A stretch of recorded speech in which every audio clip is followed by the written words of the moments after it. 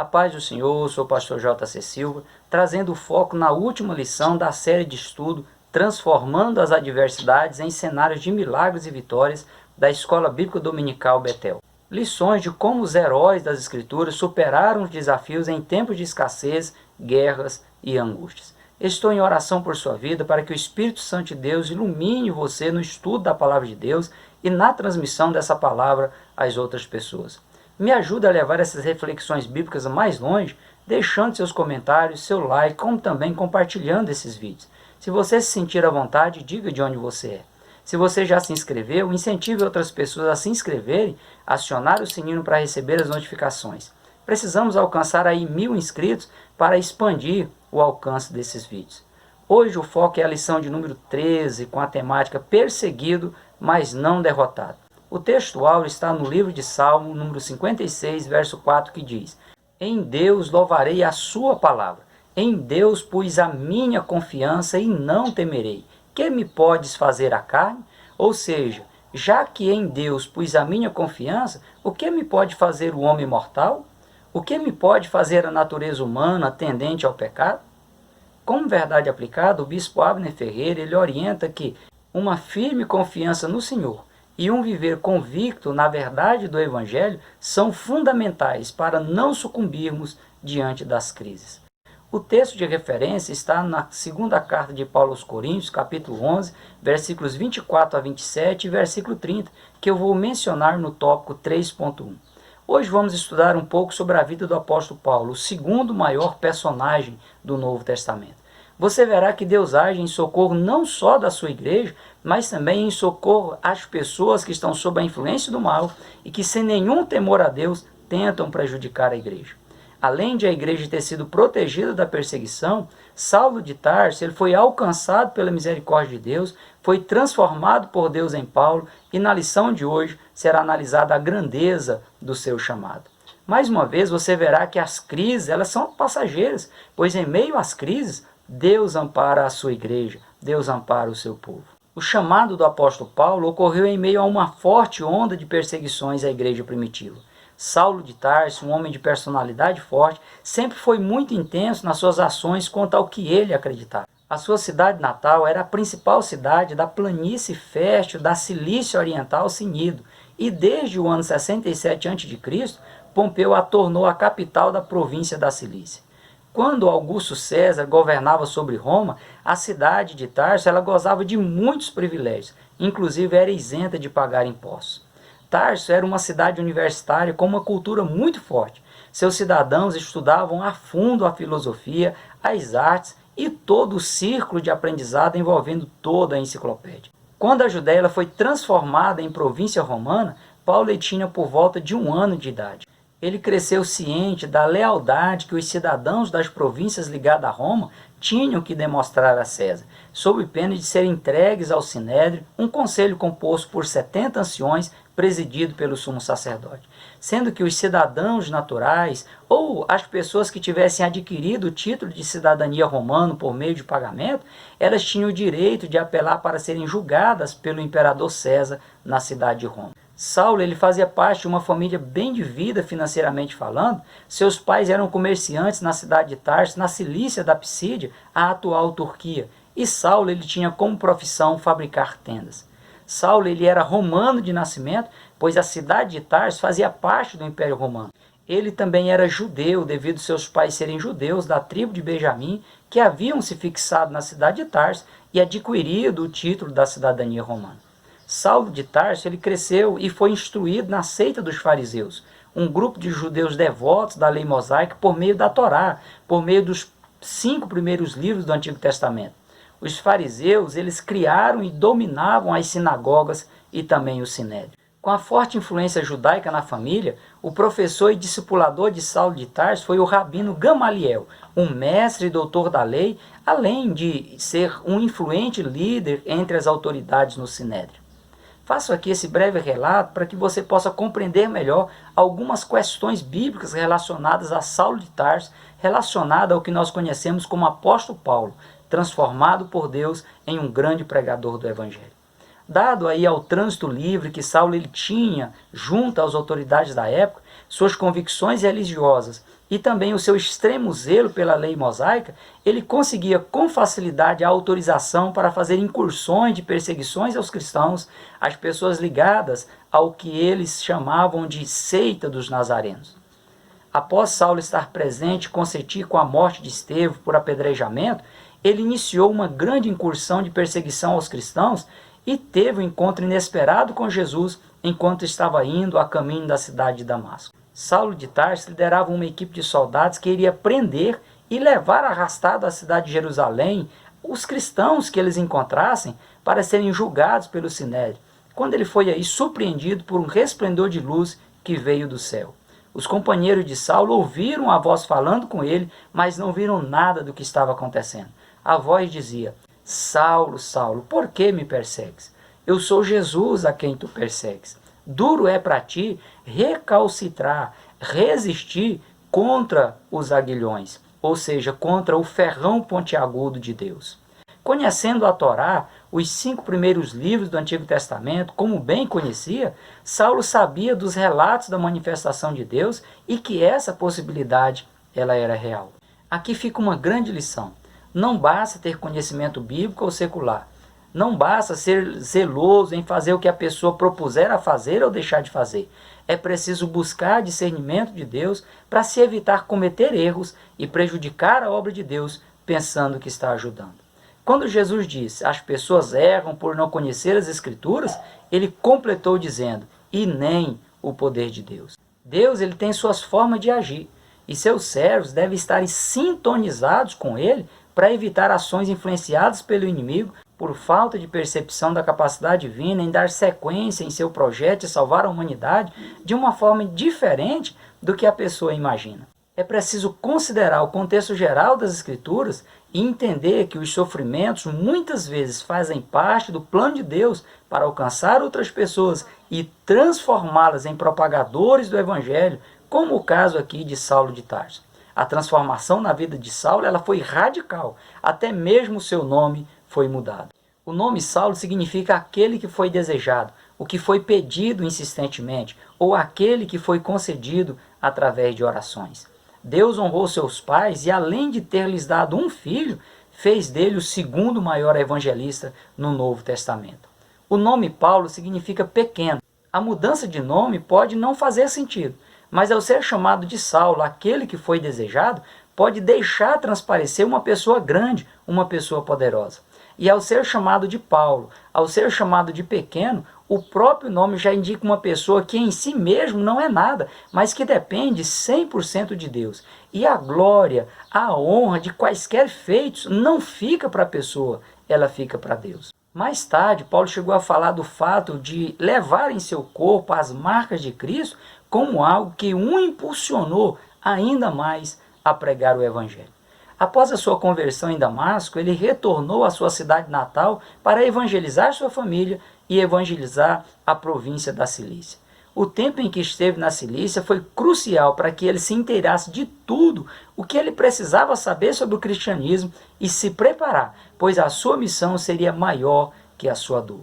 O que Paulo não conseguia entender antes da sua conversão, a capacidade dos cristãos enfrentarem de forma resiliente as perseguições, de preservar a fé, agora ele passou a experimentar na sua própria pele, se tornando aí um exemplo de um obreiro que cumpre a sua missão, independente das perseguições ou do desprezo. Penso que, criterioso como Paulo era, ele procurou se inteirar sobre tudo que Jesus ensinou, e Barnabé, que foi o seu discipulador no cristianismo, lhe ensinou que Jesus havia dito por diversas vezes que a caminhada cristã não seria algo fácil.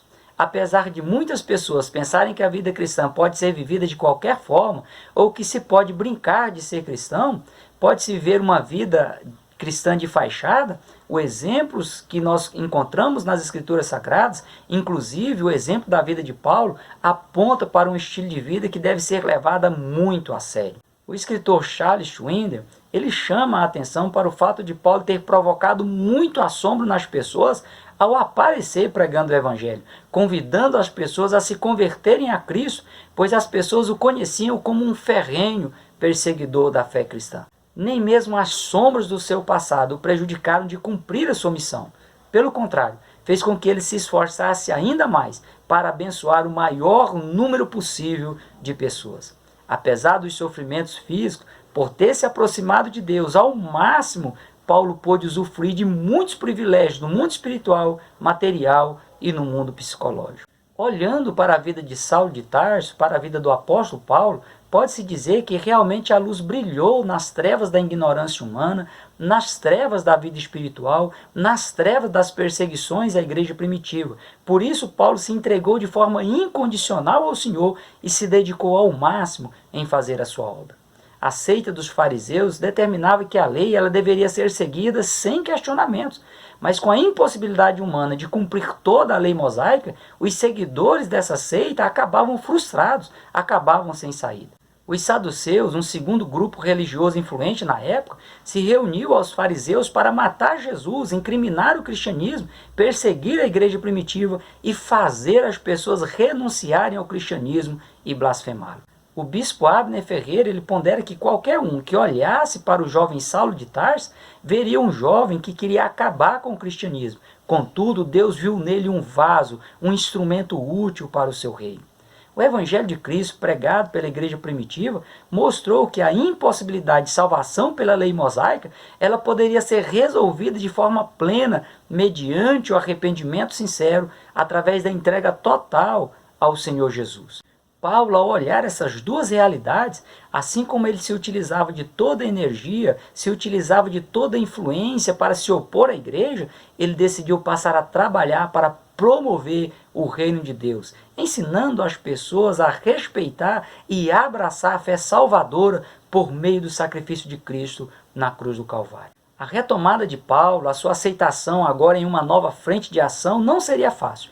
Por isso Deus colocou na vida de Paulo Barnabé, para o socorrer naquele momento de crise e o discipular e o apresentar aos apóstolos na igreja em Jerusalém. Paulo perdeu toda a influência que tinha com as autoridades da época, perdeu a admiração dos fariseus e dos inimigos da igreja primitiva e tinha que inicialmente também conviver com a desconfiança dos cristãos que pensavam que ele poderia estar aí se utilizando de um artifício, de uma estratégia para conhecer os cristãos, saber onde eles estavam e matá-los. Barnabé, o filho da consolação, ele teve o discernimento espiritual necessário para se aproximar de Paulo e torná-lo um importante instrumento nas mãos de Deus para a igreja primitiva e para a igreja de todas as épocas, somando de forma grandiosa para a expansão do Evangelho. Que o Espírito de Deus levante outros Barnabés para acompanhar e discipular pessoas que serão poderosamente usadas por Deus para a salvação de almas. Na época de Paulo havia 3 tipos de crises que estavam assolando a humanidade e têm acompanhado a história da igreja: a crise política, a crise econômica e a crise espiritual. O cristianismo ele sempre foi visto como uma ameaça aos poderes políticos influenciados por Satanás, que banalizam o sagrado, que desvaloriza a família e investe os valores. Como Cristo havia sido apresentado como o rei dos judeus, ganhando até uma placa na cruz com essa inscrição, após a sua ressurreição, o medo dos políticos, das autoridades da época, era que um domínio político cristão se levantasse. Esse fator político gerou muitas perseguições, morte de cristãos, mas também serviu para que o evangelho se propagasse para outras regiões para as quais os cristãos se deslocavam, fugindo das perseguições. A saudação da época era: César é Senhor.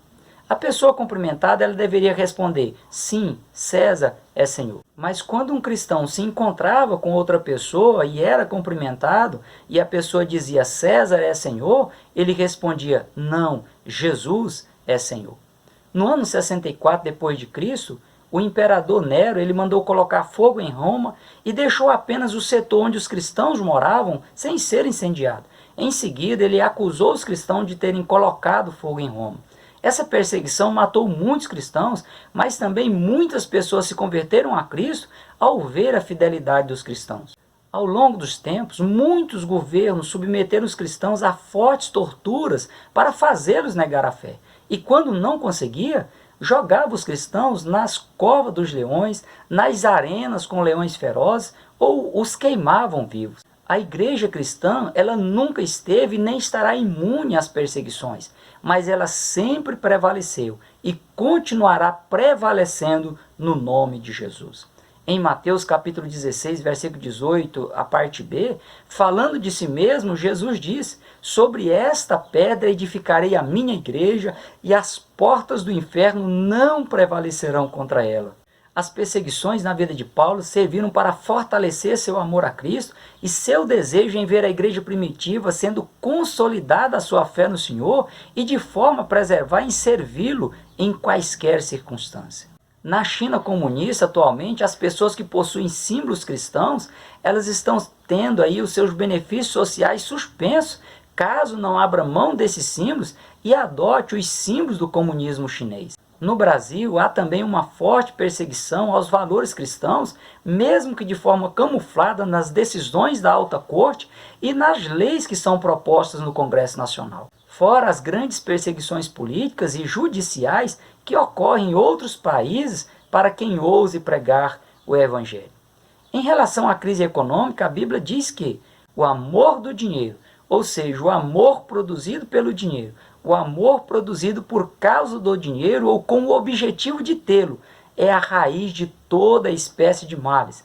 E nessa cobiça, alguns se desviaram da fé e se traspassaram a si mesmo com muitas dores. É triste a realidade que, nos períodos de crise econômicas, muitas pessoas abrem mão de seus devocionais diários, de leitura da Bíblia, de oração, desprezam o momento de culto no santuário e acabam abandonando a fé. Há pessoas que se propõem às atividades ilícitas, desprezam as obrigações cristãs e até usam de má fé nos negócios para se obter lucros fáceis. Sem falar naqueles que, quando se realizam financeiramente, deixam de ser ingratos a Deus pela prosperidade, se esquecem de convidar Jesus para as festas e acabam realizando comemorações e investimentos fora da vontade de Deus.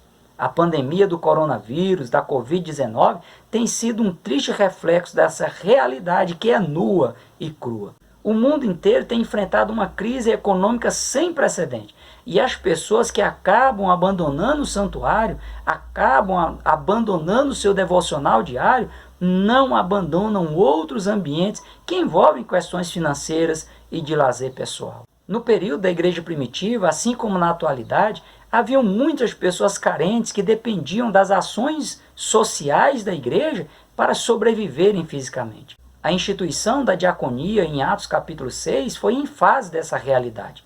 Paulo, ele movido pelo amor cristão, ele organizou coletas a fim de socorrer os irmãos mais necessitados na Judéia. A liberalidade, acompanhada do amor cristão, fizeram com que muitas pessoas servissem a Cristo pelo exemplo dos fiéis. Uma pessoa só pode ofertar para socorrer os necessitados se ela tiver um coração aberto para a obra de Deus. Um bom exemplo é o da igreja na Macedônia, que mesmo passando momentos de crise econômicas, se propôs a socorrer os mais humildes. Essa igreja ela estava precisando de ajuda, mas ela resolveu ajudar. Um exemplo digno a ser seguido. Não espere a crise bater na sua porta para você se dispor a ajudar alguém. Quanto à crise espiritual, essa é a pior de todas as crises. É a responsável direta pelas crises econômicas e pelas crises políticas. Adão e Eva, eles tinham tudo no Jardim do Éden, mas ao entrarem na crise espiritual, perderam tudo, inclusive a comunhão com Deus, e gerou problema para toda a humanidade. Na igreja primitiva, os falsos profetas, os falsos doutores, eles entravam nas igrejas ensinando heresias, provocando crises espirituais na vida dos cristãos novos convertidos, provocando confusão teológica. Pastores e lideranças de departamentos devem continuar atentos, pois ainda hoje, pessoas sob a influência do inimigo têm adentrado nas igrejas e devastado a seara do Senhor, provocando crises espirituais.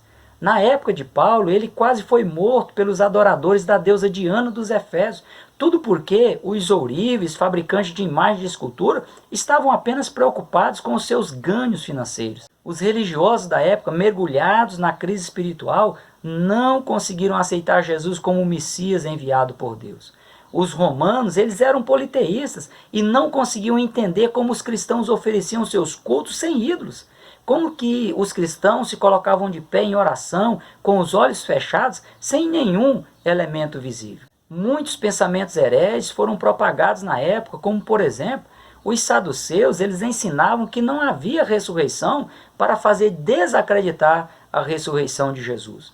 Os gnósticos, eles ensinavam que Jesus não era Deus, era apenas uma emanação distante de Deus, portanto não era um ser divino.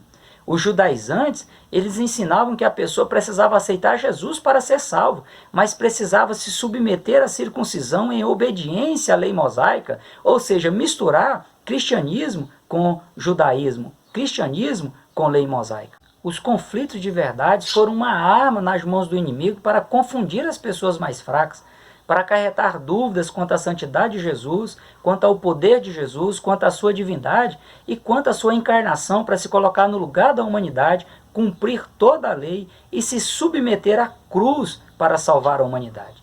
Diante de tamanha crise espiritual, Paulo, além de consolidar a sua fé, ele ajudou levando o evangelho a outras pessoas, abriu igrejas, treinou obreiros e se manteve confiante que o Senhor era o seu socorro em todas as adversidades e nos momentos aflitivos. Nos momentos de crise, Paulo sempre considerou que há um Deus nos céus pronto a socorrer seus servos e suas servas e guardar de todo o mal.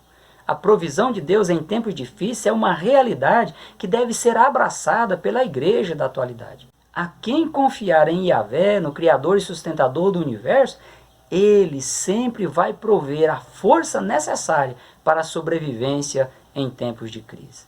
Assim como Yahvé cuidou de Israel no deserto, cuidou dos apóstolos da igreja primitiva, ele continua cuidando do seu povo na atualidade. Devemos confiar no Senhor.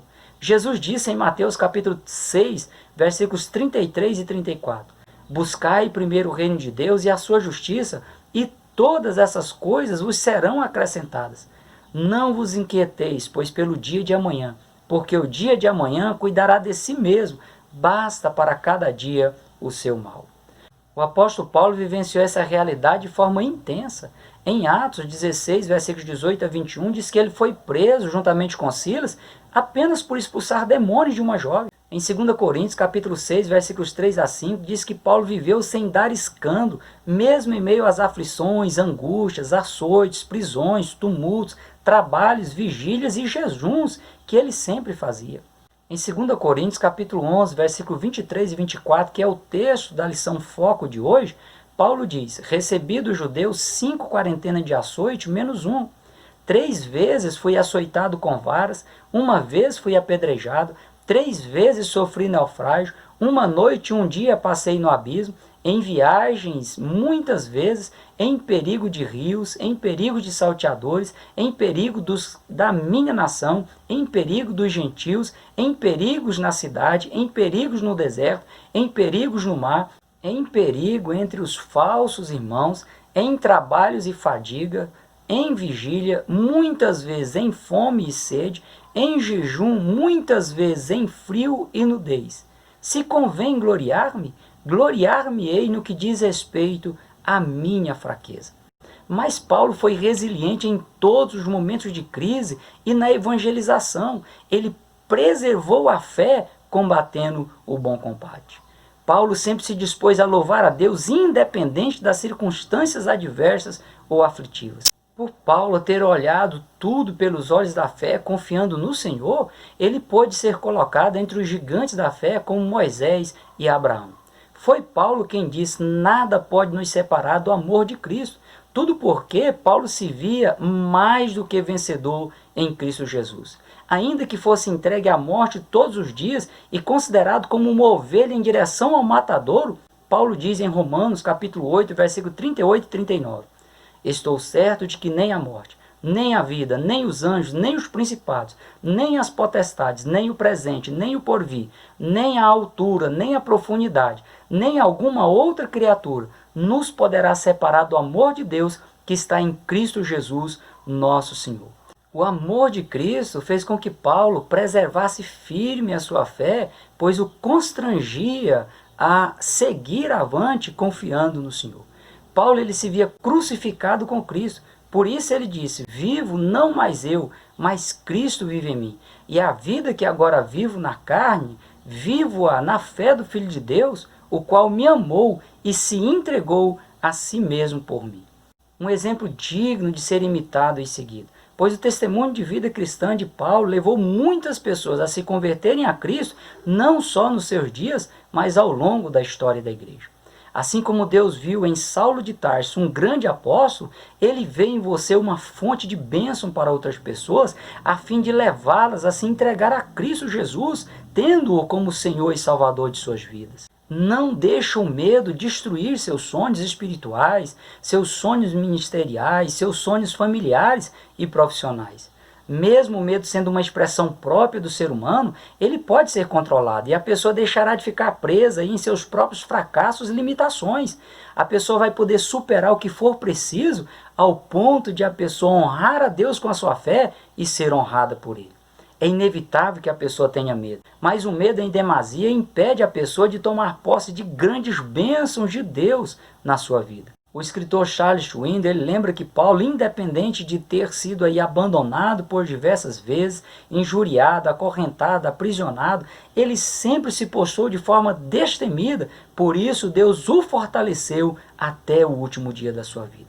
As pessoas tendem a imaginar que os dias antigos eram mais fáceis que os dias atuais, mas esse olhar para a história do apóstolo Paulo aponta para uma situação inversa. Se Paulo superou as crises de sua época na dependência de Deus, busque o auxílio divino e você vai conseguir superar. Exercite a sua fé da mesma forma que Paulo, para que você possa descansar no Senhor. E ainda que você passe pela morte física, você estará guardado, você estará guardada e protegido nos braços do Senhor. Que a paz do Senhor seja sobre sua vida. Até a próxima reflexão bíblica.